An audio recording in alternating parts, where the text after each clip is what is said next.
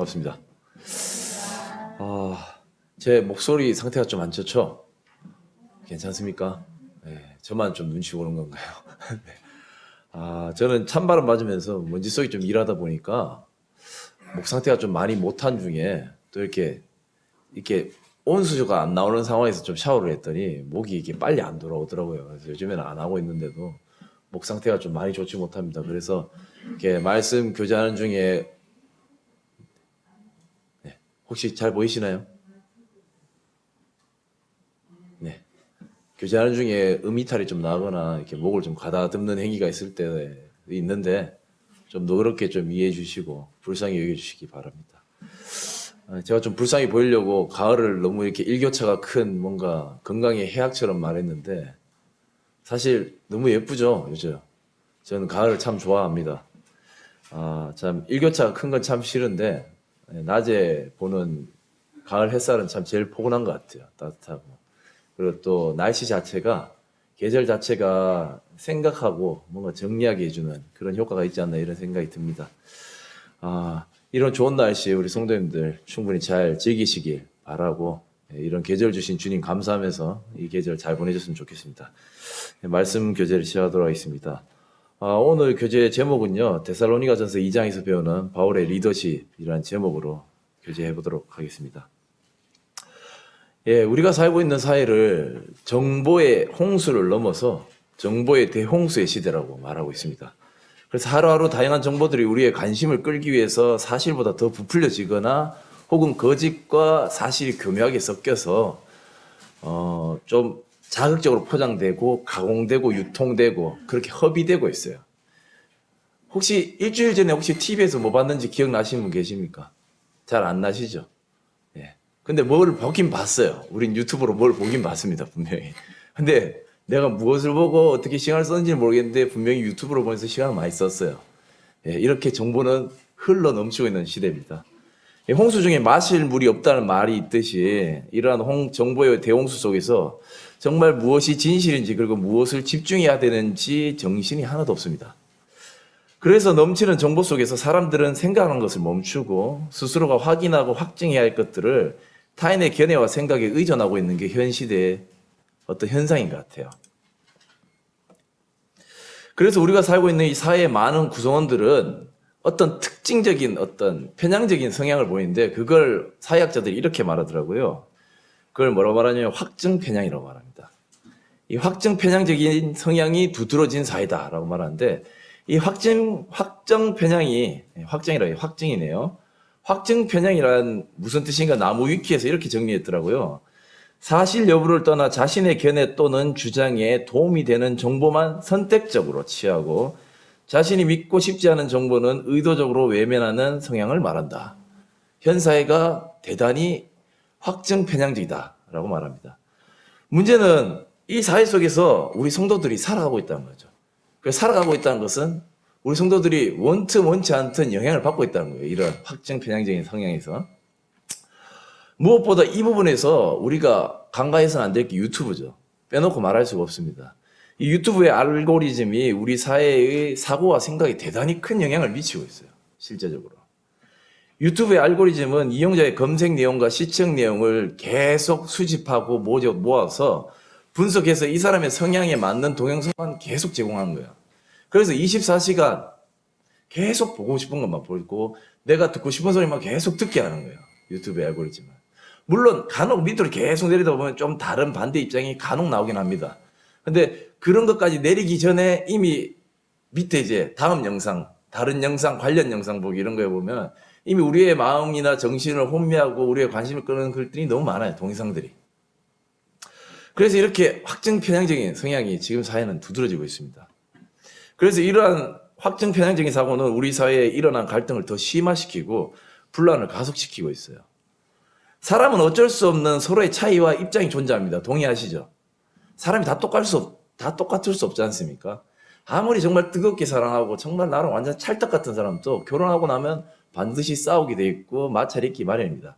물론 그 마찰이 일어났을 때 그 갈등의 해결이 얼마나 성숙됐냐의 차이로 그게 이렇게 좀 과하게 드러나느냐 아니면 좀 정말 안 사는 것처럼 지나가느냐의 차이지만 사람은 똑같은 사람이 있을 수가 없어요. 나랑 완전히 맞는 사람이 있을 수가 없습니다. 이렇게 사람은 어쩔 수 없는 차이가 존재하는데 이러한 사회에 살다 보면 사람이 관계가 가까워지기가 좀 어렵겠죠. 맞죠? 날이 서 있고. 그런데 이러한 간극이 자꾸 벌어지다 보니까 사람들이 이 사회는 이 차이를 죄악시해요. 나와의 차이를 있는 거에 대해서 죄악시해요. 그리고 더 나아가서는 반대 방향에 있는 사람들에서 적개심을 막 품고 현 사회가 가장 두드러진 게 정치 분야라든가 사회 분야에 보면 어떤 정책이나 이런 것들에 있어서 극명하게 갈려져 있죠. 지금 현 사회는. 그리고 이러한 심각한 대립과 혼란은 또 다른 방향으로 사회 구성원들을 병들게 만들어요. 어떤 식이냐면요. 저라는 확증 편향적인 사람들을 바라보면서 어떤 것을 생각하고 판단하고 규정하는 것 자체를 죄악시하는 거예요. 그러니까 서로 다른데 이게 옳다 저게 옳다라고 말하는 것 자체가 나쁘다는 거예요. 근데 이게 얼핏 들으면 맞는 말인 것 같은데 잘 생각해 보면 대단히 좀 사회적으로 심각한 문제가 될 수 있습니다. 예를 들면 사실 최근에 가장 화두가 된 것 중에 이런 게 있었어요. 여성가족부를 폐지한다고 말이 나왔습니다. 이것 때문에 정치권에서는 여야, 여권, 야권 갈려가지고 엄청나게 싸웠어요. 그래서 이것에 대해서는 중재안으로 이 여성가족부의 명칭을 양성평등가족부로 바꾸자라는 중재안이 나왔는데 이거에 대해서도 반론이 나왔어요. 왜 반론이 나온지 아십니까? 혹시 왜 반론이 나온지 아십니까? 그러니까 여성가족부라는 여성이라는 이름 때문에 뭔가 편향적이다고 하니까 그럼 양성으로 바꾸자라고 중재안이 나왔는데 이거에 대해서도 반론이 나왔는데 반론이 혹시 뭔지 아세요? 우리 성도님들이 들으면 좀 충격적이실 겁니다. 이거 KBS에서 어떤 패널이 나와서 말하더라고요. 양성이라고 말하는 것 자체가 우리의 성을 남자와 여자로 가누기 때문에 이것도 규정 지어서는 안 된다라고 말하는 거예요. 남자와 여자가 있는 건 당연한 거 아닙니까? 이건 하나님이 정해 주시는 거예요. 맞지 않습니까? 근데 사회가 이것도 정의하는 게 파괴적이고 대단히 잘못됐다고 말하는 겁니다.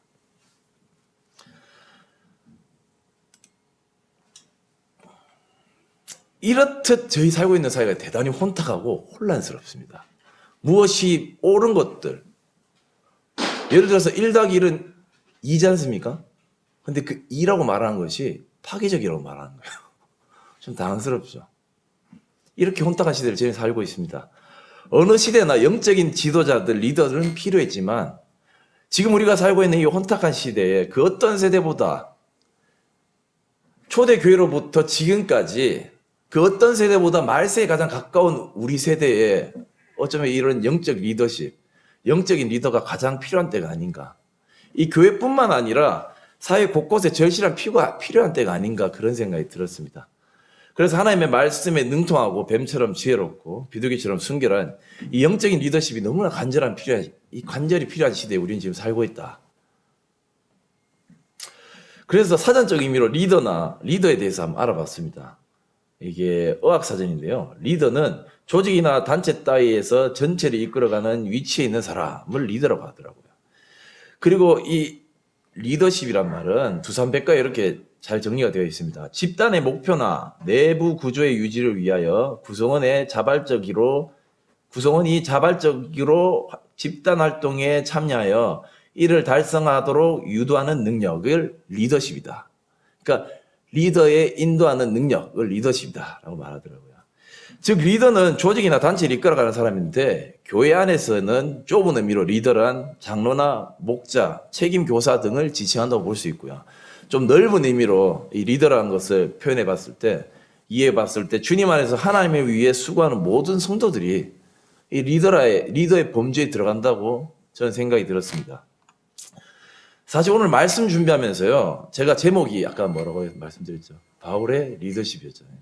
사실 그 제목을 한 8번 정도 바꿨습니다. 영적 리더십 했다가, 영적인 신앙관, 바울의 신앙생활, 바른 그리스도인의 신앙, 이렇게 막 바꿨어요. 왜 그랬냐면, 이 리더십이라는 표현 자체가 조금 좀 보편성이 떨어지는 것 같은 거예요. 그러니까 특정 사람들에 대한 말을 하는 것 같다는 느낌이 저는 받았거든요.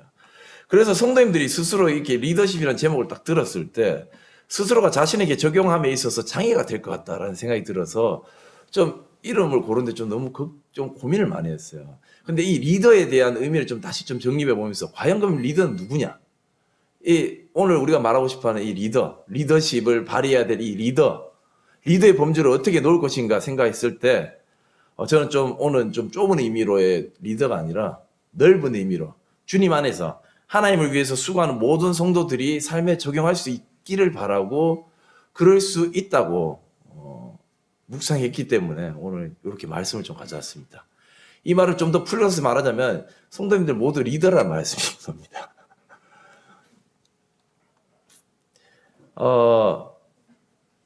우리는 원든지 원하지 않든지 간에 서로에게 영향을 주고 있습니다. 동의하시죠? 서로에게 영향을 주고 있어요. 크든지 작든지 우리는 어떤 누군가에게는 믿음의 선배고 그리고 선생이며 그리고 어떤 누군가의 의사결정에 대단히 지대한 영향을 미치는 사람들이에요. 맞죠? 당장에 저만 봐도 최소한 3사람의 인생에 저는 지대한 영향을 미친 사람입니다. 그리고 특히 두 영혼에 있어서는 그들의 어떤 사고가치라든가 앞으로의 삶에 대해 저는 지대한 영향을 미칠 거예요. 성도님도 그렇지 않습니까? 성도님도 가정에 돌아갔을 때 리더십니다. 자매님이라고 예외가 아니에요. 자매님을 보고 따라오는 자녀들이 있습니다. 그러한 넓은 의미에서 오늘 이곳에 앉아 계신 성도님들과 우리 모두가 영적인 리더라는 사실을 좀 자각하고 오늘 말씀을 나누면 훨씬 큰 유익이 있을 줄로 생각이 듭니다. 예, 오늘 본문 말씀 데살로니가서 12장 3절에서 12절까지인데요. 앞에 혹시 잘 보이십니까? 안 보이시면은 성경을 보시는 게 내용이 좀 많아가지고요. 글자가 좀 작죠? 예. 3절부터 12절인데요. 다 같이 한번 읽어보도록 하겠습니다. 데살로니가 전서 2장 3절에서 12절까지입니다. 데살로니가 전서 2장 3절에서 12절까지입니다. 찾으신 줄 알고 읽도록 하겠습니다. 시작.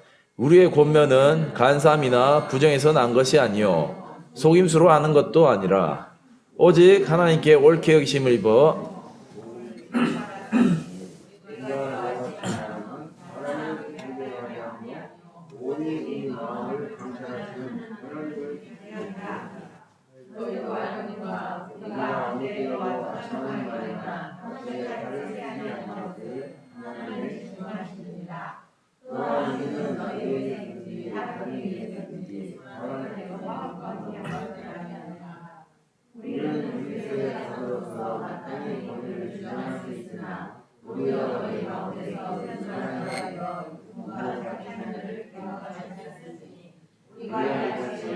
사모하여 하나님의 복음뿐 아니라 우리의 목숨까지도 너에게 주기를 기뻐함은 너희가 우리의 사랑하는 자 됨이라.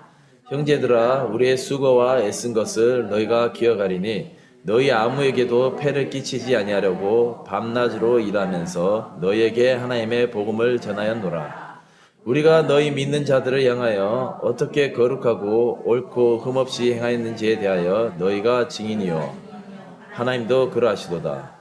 너희도 아는 바와 같이 우리가 너희 각 사람에게 아버지가 자기 자녀에게 하듯 권면하고 위로하고 경계하노니 이는 너희를 부르사 자기 나라와 영광에 이르게 하시는 하나님께 합당하게 행하게 하려 함이라. 아멘. 예, 감사합니다. 예, 말씀에 앞서서 데살로니가 교회는 사도 바울이 3주란 짧은 기간 동안 지내면서 말씀을 가르쳤습니다. 많은 헬라인 유대교 신자들이 개종하는 역사가 있었고요. 그것 때문에 분노한 유대인들이 시장의 깡패들을 동원해서 폭동을 일으켰습니다. 이들이 우리가 섬기는 로마 황제가 아니라 예수라는 다른 왕을 섬기라고 우리한테 요구한다라는 반역죄 명분으로 폭동을 일으켰어요. 그 폭동이 너무 맹렬하고 너무 커서 이 데살로니가 성도들이 사랑하는 이 바울과 그 전도팀을 이렇게 밤에 몰래 도시 밖으로 보냈습니다. 그렇게 그들이 떠나고 난 다음에 그 유대인들이 이제 바울과 이 전도팀한테 이렇게 말하는 거예요. 너희들에게 그 이단 사상 가르치는 사람들 어디 갔냐? 봐라, 도망갔다다.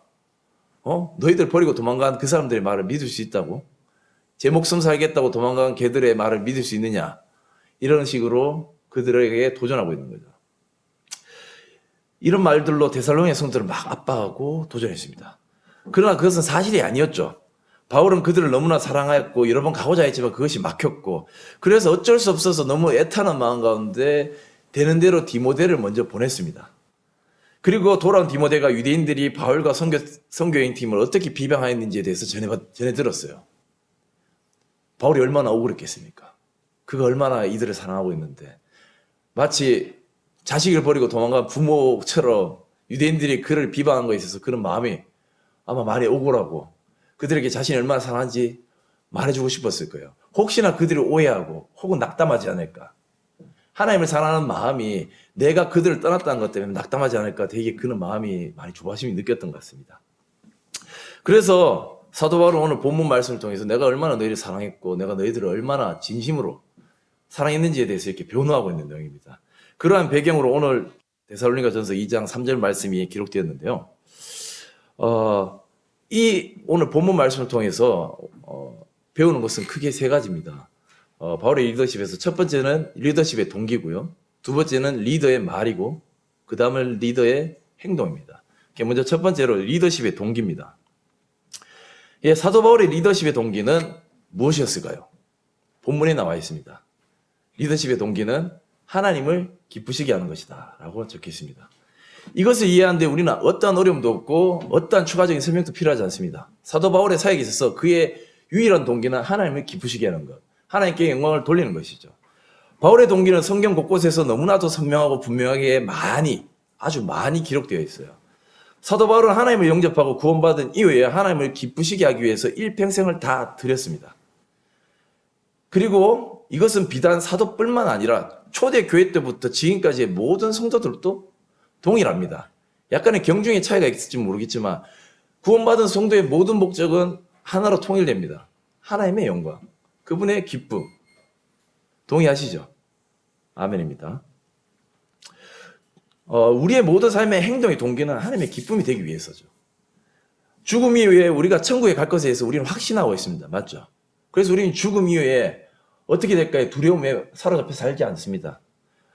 그렇다면 죽음 이후에 천국 이것보다 훨씬 좋지 않습니까? 그런데 천국 가는 것이 확실한 우리 성도가 왜 이 땅에 살아가야 되는 걸까요? 가장 큰 이유는 앞서 말씀드렸던 동기, 하나님께 영광, 하나님의 기쁨이 되기 위해서 사는 것이죠. 그리고 그러한 사역을 위해서 하나님께서 우리에게 생명을 보존하게 했고 지금도 지키고 있다고 저는 믿고 있습니다. 성도들이 또 그렇게 믿고 있을 줄로 알고 있습니다. 영적인 리더가 여기서 리더십에 말할 때 동기를 첫 번째 말씀드렸는데 영적인 리더가 우리가 이 땅에서 살아가면서 망각하지 않고 늘 붙잡아야 하는 질문은 바로 이 질문이라고 생각해요. 너무나 간단하고 너무나 단순하지만 너무나 명료한 이 동기, 하나님의 기쁨이 되는 것. 앞서 말씀드렸듯이 사도 바울이라는 앞선 이 성도 말고도 우리의 리더의 범위는 넓습니다. 맞죠? 앞서 말씀드렸듯이 우리 모두가 주님 안에서 영적인 리더예요.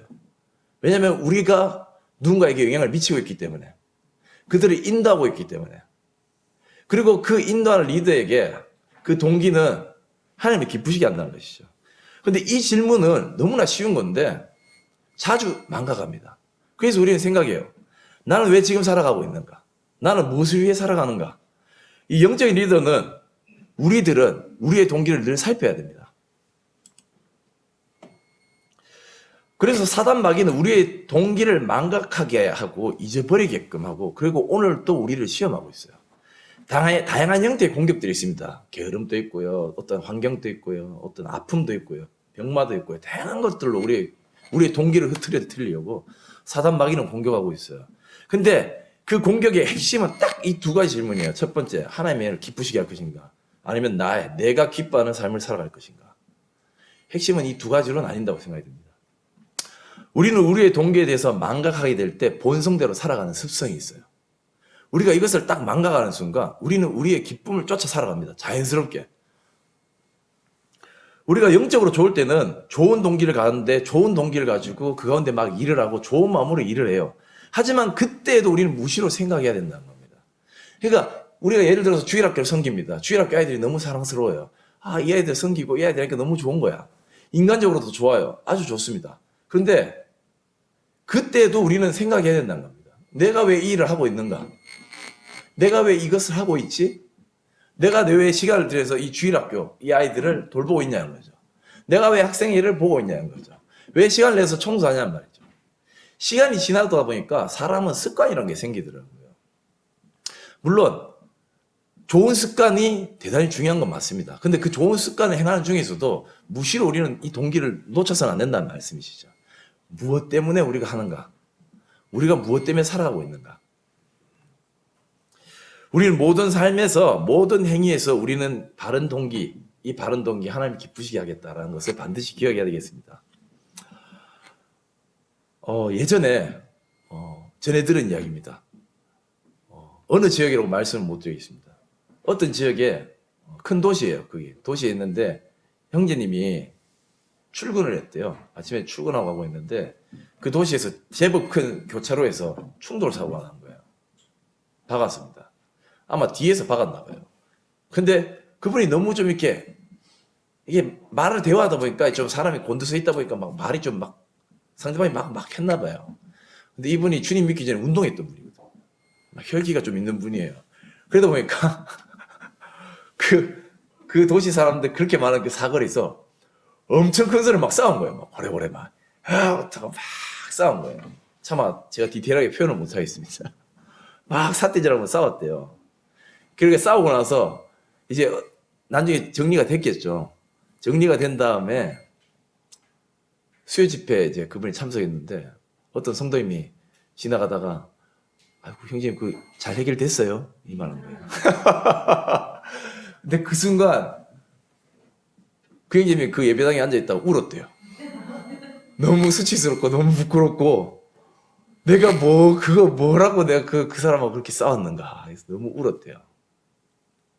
그분 주님 안에서 정말 잘 섬기는 분이고 교사십니다.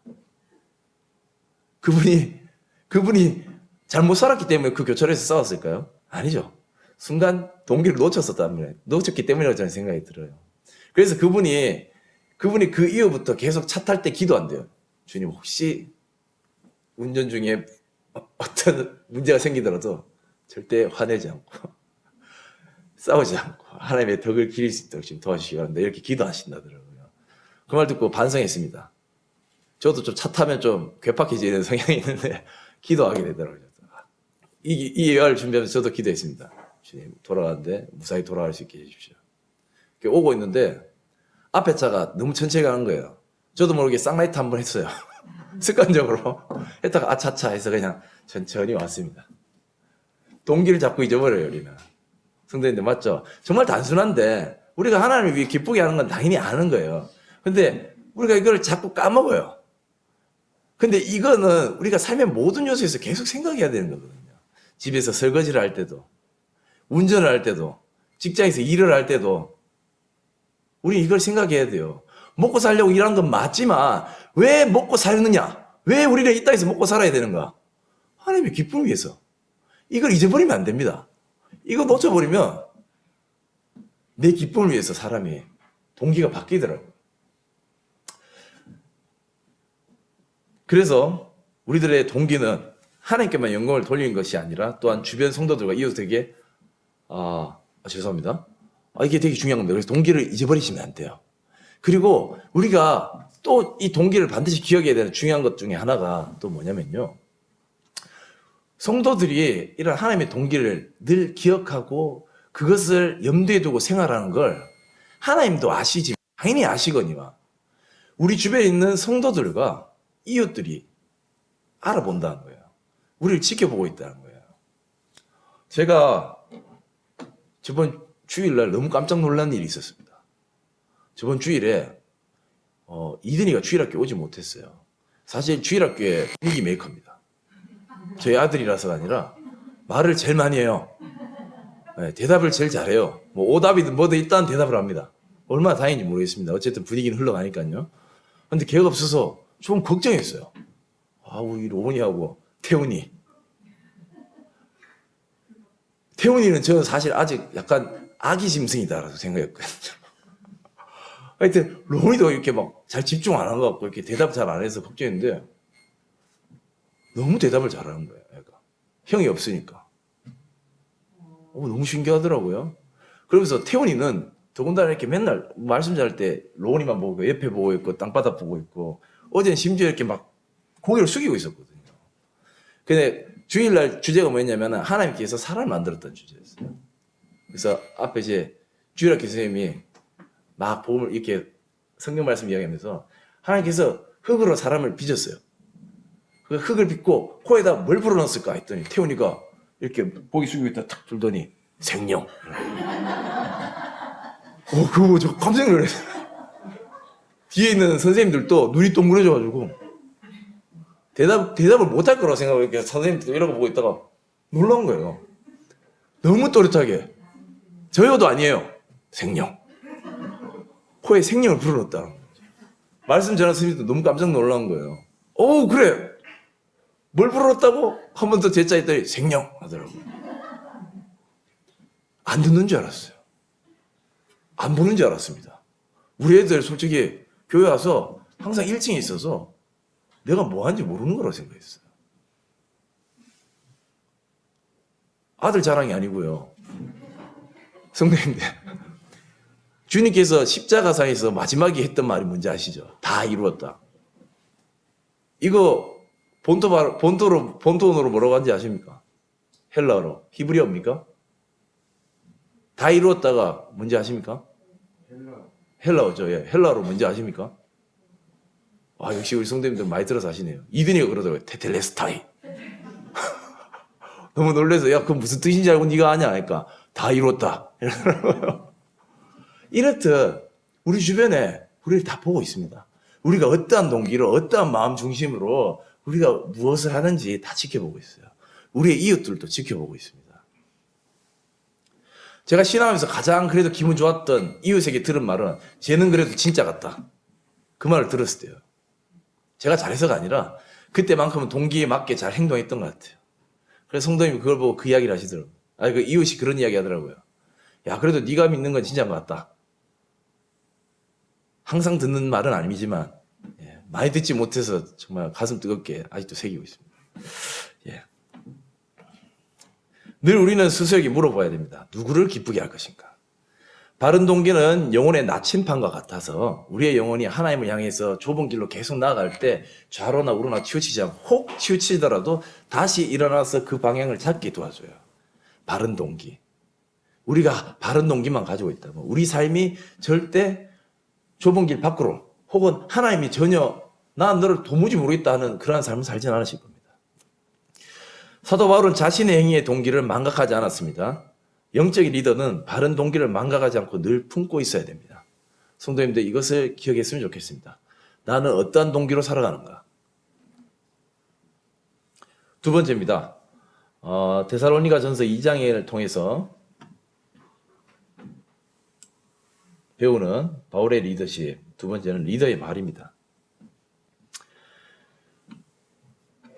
오늘 본문 5절과 6절에 이렇게 되어 있습니다. 너희도 알거니와 우리가 아무 때에도 아첨하는 말이나 탐심의 말을 탈을 쓰지 아니한 것을 하나님이 증언하시느니라. 또한 우리는 너희에게서든지 다른 이에게서든지 사람에게서는 영광을 구하지 아니하였느라. 여기서 이 아첨이 하는 말이라고 적혀있는데 아첨은 남의 환심을 사거나 잘 보이려고 알랑거린 말을 아첨이라고 하더라고요. 바른 동기를 가진 리더는 아첨의 말이 필요가 없습니다. 아첨할 필요가 없어요. 그래서 아첨의 말을 하지 않습니다. 하지만 세상의 많은 거짓 인도자들은 자신의 유익을 얻기 위해서 하나님을 이용하고 아첨하는 말로 속이고 빼앗습니다. 실제로 지난주 강단에서도 예화를 들어주셨는데 일부 한국에 있는 성도들을 꿰어가지고 저 브라질, 저 남미로 가가지고 종부리듯이 부리고 참 사람이 하면 안 될 나쁜 짓도 하는 그런 악한 사람들도 있습니다. 꼭 멀리 안 나가더라도 주변에 많아요. 부모도 버리게 하고 그 자칭 예수, 자칭 메시아, 자칭 하나님이라는 사람들을 추종하게 만드는 그런 사람들이 많죠. 영적인 리더는 주인을 사랑함으로 자신에게 주어진 양들을 위해서 자신의 피해를 감수하고 맹수들로부터 양들을 지키기 위해서 사력을 다해요. 목숨을 건다는 거죠. 그래서 영적인 리더의 은행은 양들을 지키고 살리는 말을 해요. 앞서 여기서 본문에서 나왔지만 사도 바울은 아첨이나 탐심의 말을 하지 않고 너희들한테 영광을 구하는 것이 아니라 그들을 위해서 그 양들이 살리기 위해서 그 양들이 자라서 그들이 하나님을 바라볼 수 있도록 리더는 그런 말들을 씁니다. 아무것도 없나요, 앞에? 없네요. 스스로 이 부분에 있어서 내가 성도들에게 내가 리더로서 합당한 말을 하고 있는가에 대해서 돌아볼 수 있는 잣대를 제가 이 본문을 생각해 보니까 크게 두 가지가 있는 것 같아요. 그래서 가져왔는데요. 첫 번째는 뭐냐면요. 나와 교제하는 성도들의 얼굴과 반응을 보는 것입니다.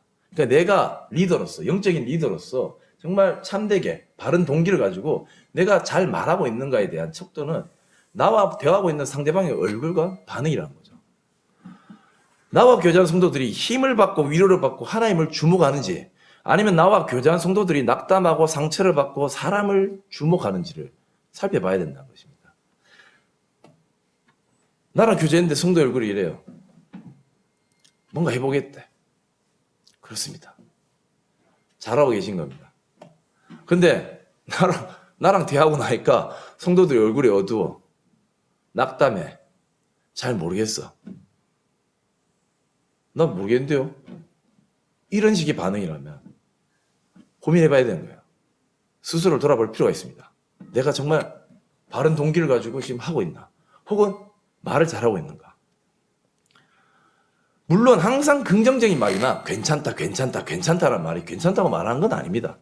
때론 권면도 필요하고 훈계도 필요하지만 권면과 훈계를 핑계로 나의 감정을 표현하는 것은 하나님의 영광을 추구하는 사람으로서 합당한 자세는 아니죠.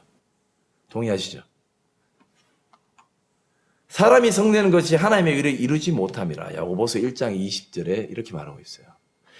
권면하고 훈계하는 거랑 화내는 것은 다른 것 같아요. 제가 이 부분에 있어서 많이 다룸을 받고 지금도 다룸을 받고 있는데 저는 기본적으로 화가 많은 사람입니다. 저는 정말 화가 많아요. 누가 어깨치고 가도 그 사람이 날 무시하는 것 같아요. 그냥 모르고 부딪히는 걸 수 있는데 본성이 그렇습니다. 죄송합니다.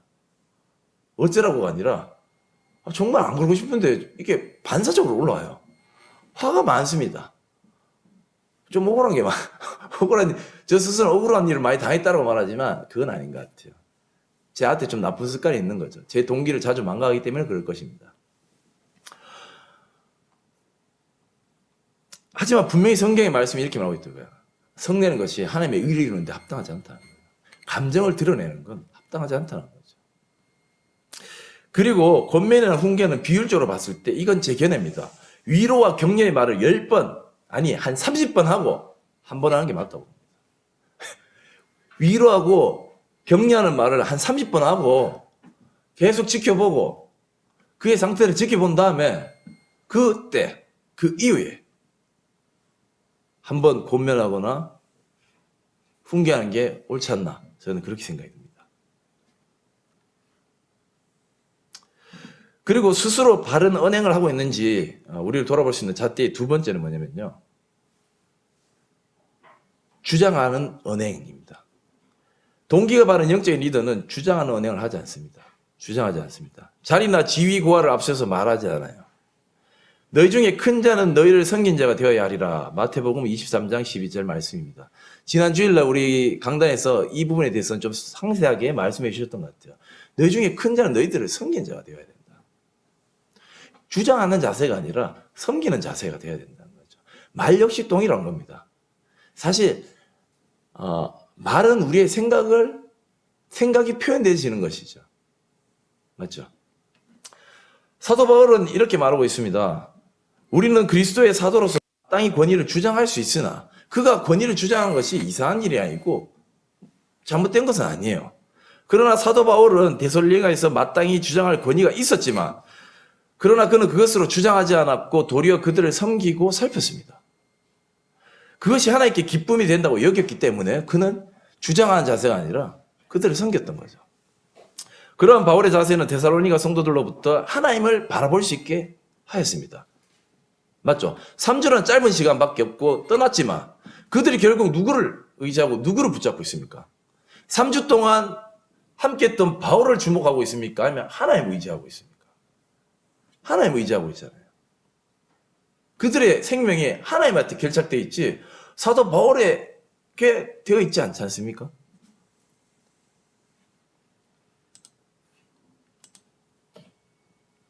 앞서 바울은 성도들로부터 자신의 영광을 취하지 않았습니다. 그렇게 말하고 있어요. 난 너희들에게 영광을 구하지 않았고 난 하나님께 영광을 돌렸다. 하나님의 기쁨이 되기를 원했다. 그는 오로지 하나님이 기쁘시게 하기 위해서 선한 동기와 선한 언행으로 자녀를 양육하듯이 데살로니가 성도들을 섬겼습니다. 바울의 언행은 그 자신을 높이는 것이 아니라 데살로니가 성도로부터 하나님을 주목하게 하였고 하나님께 영광을 돌리게 하였어요. 우리도 이러한 언어를 써야 될 것입니다. 우리도 그래야 될 거예요. 주장하는 것이 아니라 그 필요가 보였을 때, 야, 그거 해라. 야, 빨리, 이게 아니라, 이게 좀 모자라구나. 라고 하는 거죠. 하나님을 경험하는 삶이라고 하는 유명한 책을 쓴, 우리나라에서는 이 책으로 유명해진, 헨리 블랙컵이라는 분은 영적 리더십이라는 책에 이렇게 기록했어요. 같이 한번 읽어보시겠습니까? 시작.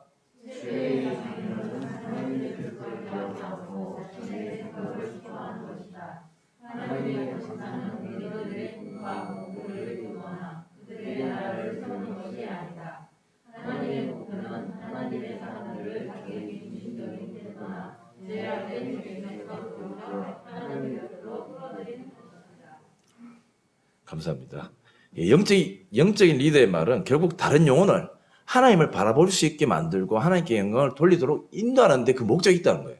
그러니까 그의 어떤 행동, 뭔가를 뜯어 고쳐야지가 아니라 그로 하여금 하나님을 바라보게 만들고 하나님께 영광을 돌리게 하고 하나님 편으로 가게 만든다는 겁니다. 그 방법은 권위를 앞세워서 강하게 주장하거나 약점이나 부족한 부분을 지적하고 고치라고 부끄러움을 주는 말을 하는 것이 아니라 낮은 자세로 섬기고 격려하고 위로하는 말로 일으켜서 세워주는 말을 한다는 것이죠. 우리의 언어도 우리의 성도와 이웃들을 격려하고 하나님을 바라보고 하나님 곁으로 끌어들이는 언어 생활이 될 수 있기를 바랍니다. 이것을 위해서 기도하고 우리의 말이 그렇게 될 수 있기를 축원드립니다. 네, 마지막입니다. 데살로니가 전서 2장에서 배우는 바울의 리더십, 리더의 행동입니다. 영적인 리더는 부모님이 자기 자녀를 돌보듯이 하나님의 성도들을 유순하게 대한다라고 이렇게 본문에서 말하고 있습니다. 우리는 그리스도의 사도로서 마땅히 권위를 주장할 수 있으나 도리어 너희 가운데서 유순한 자가 되어 유모가 자기 자녀를 기른과 같이 하였으니 우리가 이같이 너희를 사모하여 하나님의 복음뿐 아니라 우리의 목숨까지도 너에게 주기를 기뻐함은 너희가 우리의 사랑하는 자 됨이라. 형제들아, 우리의 수고와 애쓴 것을 너희가 기억하리니 너희 아무에게도 폐를 끼치지 아니하려고 밤낮으로 일하면서 너희에게 하나님의 복음을 전하였노라. 사도 바울의 다른 저서인 사도 바울이 기록한 고린도전서 4장 15절에는 이렇게 말했습니다. 그리스도 안에서 1만 스승이 있으되 아버지는 많지 아니하니 그리스도 예수 안에서 내가 복음으로써 너희를 낳았습니다. 사도 바울은 자주 이 성도와 자신의 관계를 부모와 자식으로 이렇게 비유를 많이 했습니다. 본문에서 스승과 부모의 차이는 무엇일까요? 차이는 많죠. 당장에 딱 성도님들 생각하는 게 많으실 겁니다. 근데 저는 오늘 말씀 준비하면서 여러 가지가 있었지만 가장 큰 차이는 이게 아닌가라고 생각했습니다. 그게 뭐냐면 제가 분별할 때 가장 큰 차이는 그것은 대체 가능 여부의 차이라고 생각합니다. 대체가 가능한가? 스승은 바꿀 수 있어요. 스승은 바꿀 수 있습니다. 바뀌어지는 게 그렇게 이상한 건 아니에요. 그러나 부모는 바꿀 수 있습니까? 바꿀 수 없어요. 대체가 불가능합니다. 그래서 부모와 자식 관계를 우린 천륜이라고 해요. 천륜. 하늘이 맺어준 관계다. 이 하늘이 맺어준 관계, 우리가 그렇지 않습니까? 주님 안에서, 하나님 안에서 우리가 맺어진 거죠. 그리스도 안에서 구원받은 우리 모든 성도들은 동일합니다. 그래서 한 지체, 한 가족이죠. 바울은 태어나서 결혼한 적이 없습니다. 아이를 낳아본 적도 없어요. 맞죠? 그렇지만 그는 주님 안에서 많은 믿음의 자녀들을 길렀고 양육했습니다. 그래서 사도 바울은 데살로니가 성도들은 3주밖에 만나본 게 없는 이웃이 아니라 그냥 3주밖에 못 만난 사람들이 아니라 3주 만에 출산한 미숙아 같은 자녀들이었어요. 그들에게.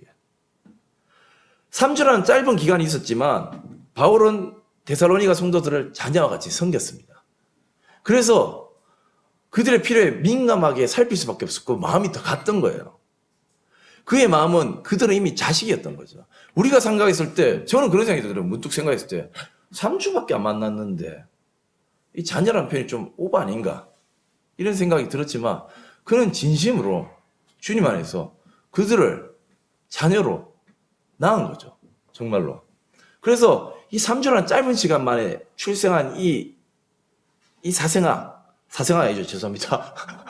미수가, 아유, 죄송, 실수요. 미수가 같은 이 데살로니가 성도들이 너무 걱정스러운 거예요. 스승과 부모의 차이는 바로 여기서 난다고 생각합니다. 스승은 그냥 그 아이 상태, 그 아이가 잘한 거지만 부모는 그 아이 자체의 생명, 그 생존 자체에 너무 걱정인 거죠. 그 아이 자체에 대해서. 이 말씀 준비하면서 제가 우리 첫 아이를 안았을 때가 생각이 나더라고요. 제가 이 첫 아이를 만나서 안았을 때, 안기 전에 솔직히 제가 느꼈던 이 감정이 뭐냐면 막 너무 감동스럽고 그게 아니라 무서웠어요. 겁났습니다. 왜 겁이 났냐면 제가 너무 털파리 같고 뭔가 문제가 있어서 혹시나 모르겠어요. 제 마음에서 우러나온 마음이 나 때문에 얘가 혹시 다치진 않을까.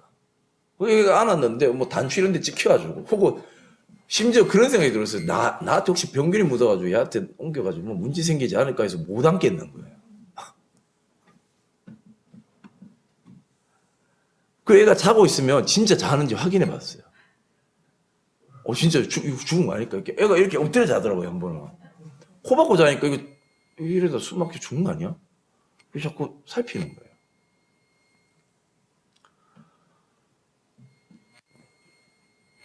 시간이 지나서 아이가 울면 짜증이 나기 시작하더라고요. 짜증이 나기만 합니다. 피곤하니까요. 왜냐면 아이가 밤낮 없이 울지 않습니까? 하지만 아이가 운다고 분노하지 않았어요. 아이가 울고 막 뭔가 문제가 생겨서 녜녜 운다고 아빠 잠 좀 자자 뭐 이렇게 화내지 않았어요. 전 진짜 화 안 냈습니다. 그것 때문에 화내진 않았어요. 힘은 들었지만 아이의 필요를 채워주기 위해서 이것을 당연한 것으로 여겼다는 거죠. 부모로서 아이의 필요를 채우는 건 당연하다고 느꼈다니까요. 근데 스승은 그 아이의 필요를 채워주는 게 뭘까요? 삭시일 겁니다. 꼭 훌륭한 스승은 뭔가 대가를 바라는 건 아니지만 부모와는 엄밀히 차이가 있습니다. 다 자식 낳아보셔서 아시죠? 네. 무슨 말 하는지 뭐 제가 더 자세히 설명 안 해도 더 잘 아시리라고 생각이 듭니다. 네. 바로 그거죠. 그겁니다. 리더의 행동은 부모가 자식을 대하듯이 한다는 거예요. 스승이 학생을 대하듯이. 군대 장관이 밑에 병사를 부리듯이 하는 게 아니라 부모가 자식을 대하듯이 한다는 거죠. 사실 그 반성할 부분이 참 많습니다. 저 스스로도. 우리 다온이